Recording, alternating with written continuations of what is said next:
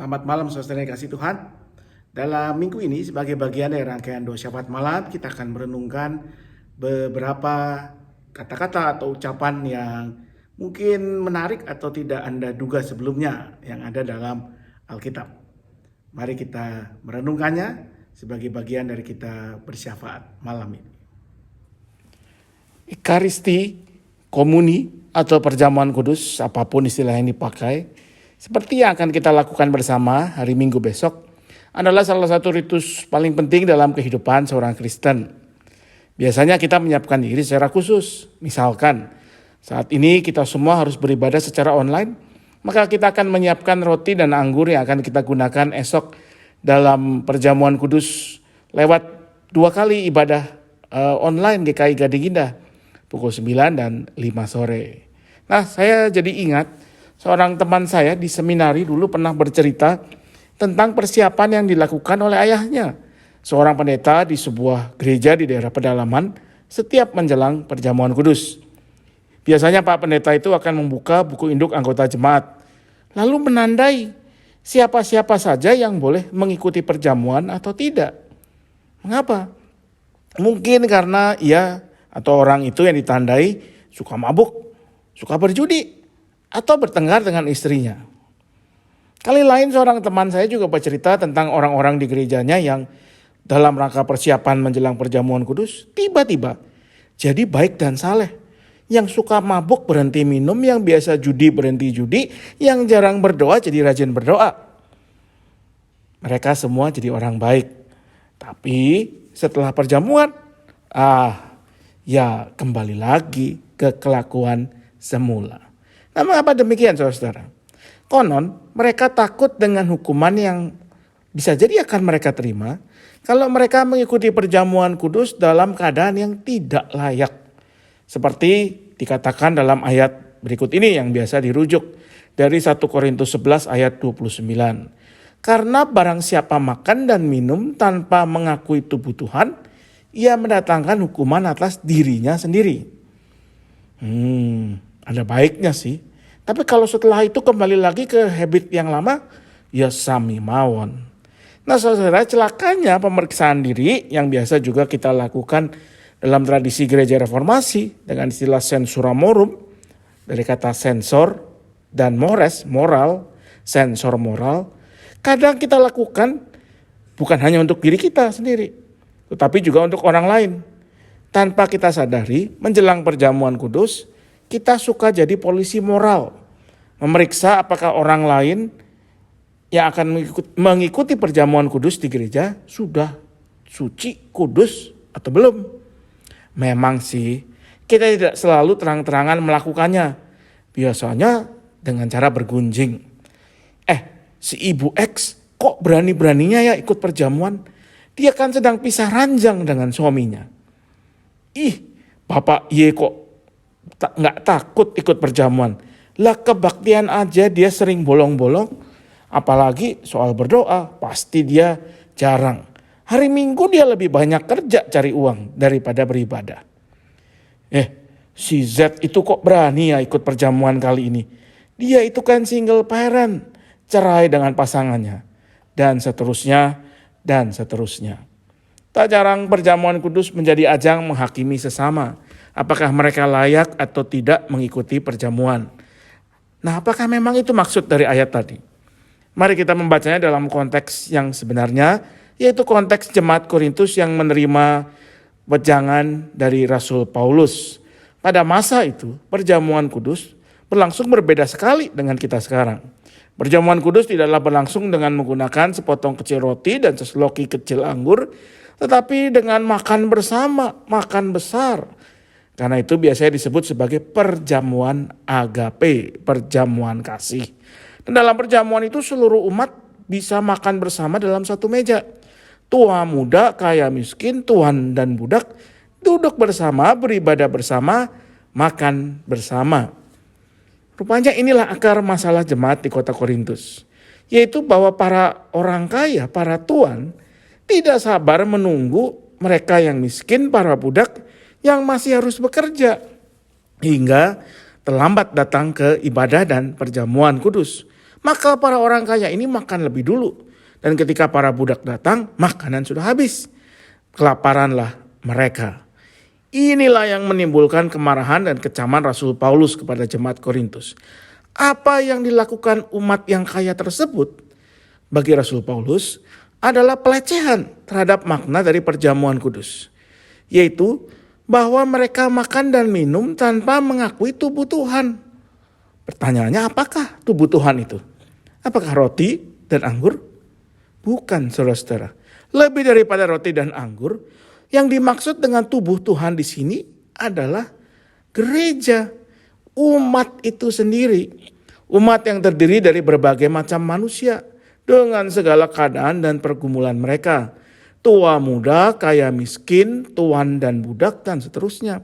Mengakui tubuh Tuhan berarti menerima setiap orang yang berbeda tersebut sebagai bagian dari anggota tubuh Kristus yang setara di hadapan Tuhan dan sesama. Dengan segala kekuatan, kelemahan, termasuk segala keberdosaan mereka. Nah, saudara dikasih Tuhan, teks kita hari ini mengingatkan kita, siapapun kita, apapun keadaan kita adalah bagian dari tubuh Kristus. Dan dalam perjamuan kudus kita merayakan tubuh Kristus itu. Karena itu meja perjamuan Tuhan adalah meja yang terbuka bagi semua orang.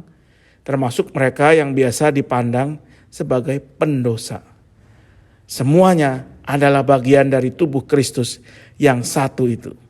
Mengikuti perjamuan tetapi menolak mereka berarti menolak tubuh Kristus itu sendiri.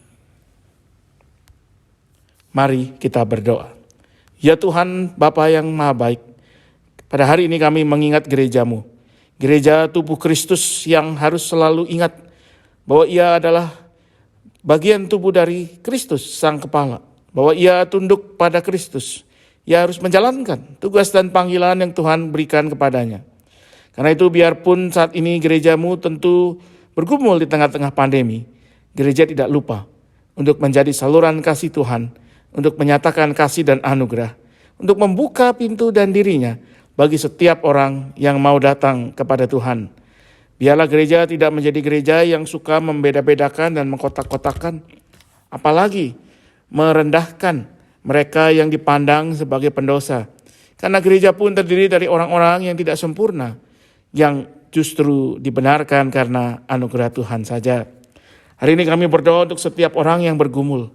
Bergumul karena masalah keluarga mereka, karena masalah kesehatan mereka, karena masalah ekonomi mereka. Mereka yang dalam pergumulan itu kemudian menarik diri dari persekutuan, dari lingkungannya. Mereka yang bahkan mungkin menjadi korban dilecehkan, dihina, dikucilkan. Tuhan kuatkan mereka, Tuhan berikan berkat dan anugerah-Mu kepada mereka. Dan biarlah kami juga boleh tetap menyambut mereka dalam kehidupan kami, dalam kehidupan persekutuan kami juga. Biarlah dengan demikian nama Tuhan saja yang dipermuliakan. Dengan demikian biarlah juga gereja-Mu menyatakan tubuh dirinya, jati dirinya sebagai tubuh Kristus. Kami mau berdoa untuk pelaksanaan perjamuan kudus esok dalam 2 kali ibadah online yang akan berlangsung pukul 9 pagi dan 5 sore. Tuhan kiranya yang mengkuduskan setiap orang yang melayani, setiap alat yang digunakan. Dan yang utama Tuhan kuduskan kami, gereja-Mu, agar kami menerima perjamuan ini dengan tetap mengingat bahwa kamilah tubuh Kristus itu. Kamilah bagian dari tubuh Kristus yang harus tunduk kepada Sang Kepala, yang harus saling menerima, mengakui, menghormati, bahkan menolong satu sama lain. Inilah doa kami ya Tuhan. Kami naikkan hanya dalam satu nama, Yesus Kristus, Sang Kepala, gereja yang kami muliakan selalu, yang juga mengajarkan kami berdoa demikian. Bapa kami yang di sorga, dikuduskanlah nama-Mu, datanglah kerajaan-Mu, jadilah kehendak-Mu di bumi seperti di sorga. Berikanlah kami pada hari ini makanan kami yang secukupnya. Ampunilah kami akan kesalahan kami, seperti kami mengampuni orang yang bersalah kepada kami. Janganlah bawa kami ke dalam pencobaan, tetapi lepaskan kami dari yang jahat. Karena Engkau yang punya kerajaan, kuasa, dan kemuliaan sampai selama-lamanya. Amin. Mari. Saudara yang dikasihi Tuhan, besok kita akan merayakan sakramen perjamuan kudus. Dan ketika kita merayakannya, maka seperti dikatakan dalam bacaan kita hari ini, kita harus mengakui tubuh Kristus itu. Dan tubuh Kristus itu lebih daripada bangunan ini. Gereja, tubuh Kristus itu adalah kita semua. Tubuh Kristus yang saat ini saya yakin dan percaya sedang kita rindukan.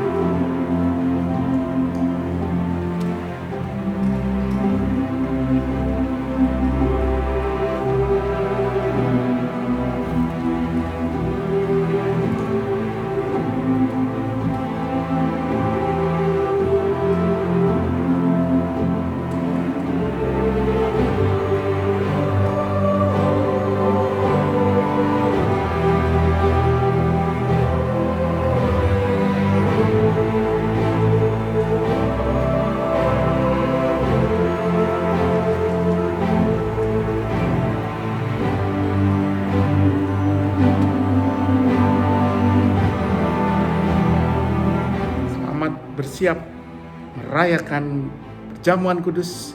Selamat bersiap mengakui dan merayakan tubuh Kristus. Sampai bertemu kembali. Tuhan memberkati selalu.